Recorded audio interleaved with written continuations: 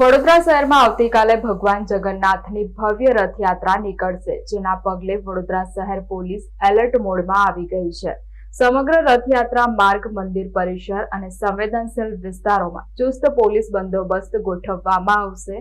રથયાત્રા પહેલા આજે bomb disposal squad અને ડોગ સ્ક્વોડ દ્વારા સમગ્ર રૂટનું સ્કેનિંગ કરવામાં આવ્યું છે. શહેરમાં આવતીકાલે ભગવાન જગન્નાથજીની ભવ્ય રથયાત્રા નીકળશે, જેના પગલે વડોદરા શહેર પોલીસ એલર્ટ મોડમાં આવી ગઈ છે. સમગ્ર રથયાત્રા માર્ગ, મંદિર પરિસર અને સંવેદનશીલ વિસ્તારોમાં ચુસ્ત પોલીસ બંદોબસ્ત ગોઠવવામાં આવશે. પોલીસ કમિશનરના માર્ગદર્શન હેઠળ 3000 થી વધુ પોલીસ અધિકારીઓ અને કર્મચારીઓનો વિશાળ બંદોબસ્ત ગોઠવવામાં આવશે. રથયાત્રા પહેલા આજે બોમ્બ ડિસ્પોઝલ સ્ક્વોડ અને ડોગ સ્ક્વોડ દ્વારા સમગ્ર રૂટનું સ્કેનિંગ કરવામાં આવ્યું છે. ઇસ્કોન મંદિર પરિસર, રથયાત્રાના માર્ગ તેમજ સંવેદનશીલ સ્થળોએ ખાસ તકેદારી રાખવામાં આવી રહી છે. વડોદરા શહેર પોલીસ ઉપરાંત એસઆરપી, ક્યુઆરટી અને અન્ય સુરક્ષા દળોને પણ વિવિધ સ્થળોએ તૈનાત કરવામાં આવ્યા છે. રથયાત્રા દરમિયાન સતત પેટ્રોલિંગ, નજર રાખવા અને કોઈપણ પરિસ્થિતિમાં ત્વરિત કાર્યવાહી માટે ખાસ આયોજન કરવામાં આવ્યું છે. પોલીસના ઉચ્ચ અધિકારીઓએ સમગ્ર રૂટનું નિરીક્ષણ કરીને સુરક્ષા વ્યવસ્થાની